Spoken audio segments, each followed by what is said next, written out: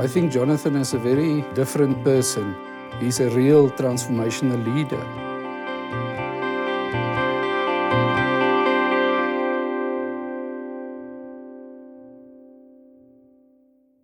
If I think of a transformational leader, I think as a role model, someone that I respect and I can look up to for guidance. I think it's not too difficult to internalize the values and the goals of such a person.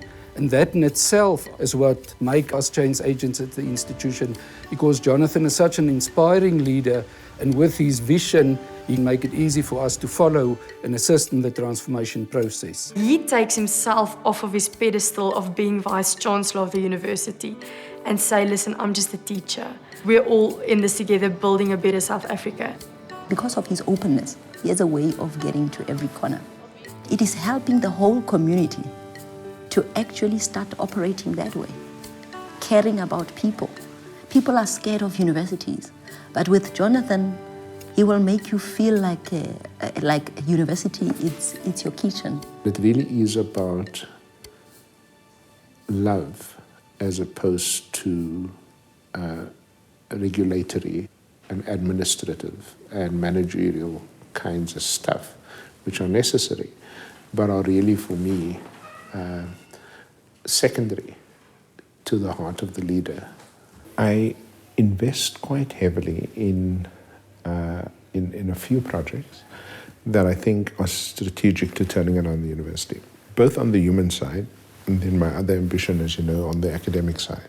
So increase the academic standard, create greater equity in the system, refuse the trade-off between equity and excellence, and move the system. His vision now, almost everybody shares it, because it's not complicated. It's very straightforward, is that you must care about another person and make a plan to help another person. It's about the human project, it's about the academic project.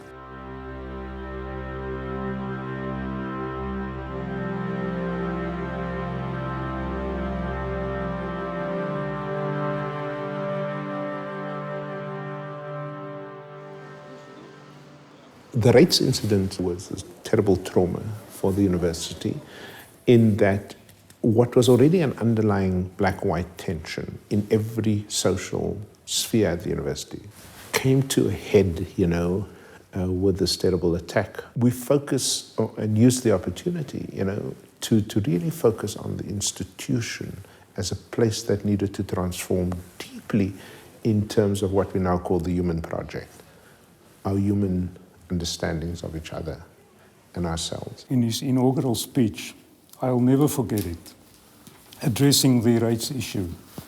He was so powerful and so humble at the same time. He said,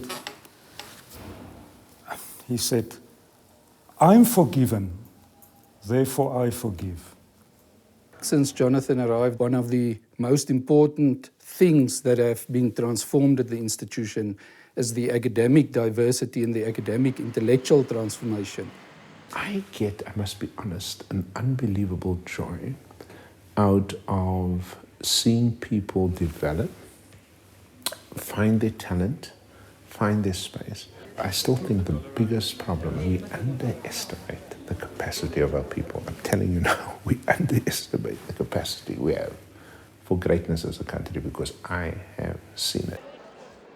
Well, today we've got a very, very interesting and difficult subject, still in the context of how should we deal with that past. Should we just forget it? That would be nice. But we don't forget things, they keep coming back. Reconciliation. It's not a concept, it's a way of living. And what happened at this university, it wouldn't have happened in any other university, I know that. What I'm trying to ask you, my students, to do, think logically, think historically, think compassionately. The one thing I'm convinced about is about the love and the direction. Love to me is so fundamental to drawing out evocatively positive and productive relationships. And so once the love was expressed and hopefully demonstrated, there also had to be a strong sense of direction. There was a lot of angry white and black students around the table who were leaders in different residences. They said to me, "We think we know what you want to do here. We understand it, and we think we can do it." In the end, he said, "You know what we want, go and do it." And I said to Nida in particular, now the Afrikaans word is much more powerful than the English word. It's vertrou. Ek vertrou julle, which is a very deep meaning in Afrikaans. When he told us he trusted us, he went with a personal thing. It wasn't a professional, we can't budge on this. So he appealed to that heart that we were showing. He showed heart. I always look instinctively, as I think you know, for restoration, even with horrible things, because I believe very deeply that creates the space for honesty and for wholeness and for resolution. The university and the leadership of the university go to a lot of effort to create platforms where people can actually speak openly. And I think that helps a lot to understanding and accepting and appreciating other people and their differences. Because if you expose yourself to such platforms, you learn to be a critical thinker and to be an open-minded person. Inciting more criticism, I think, is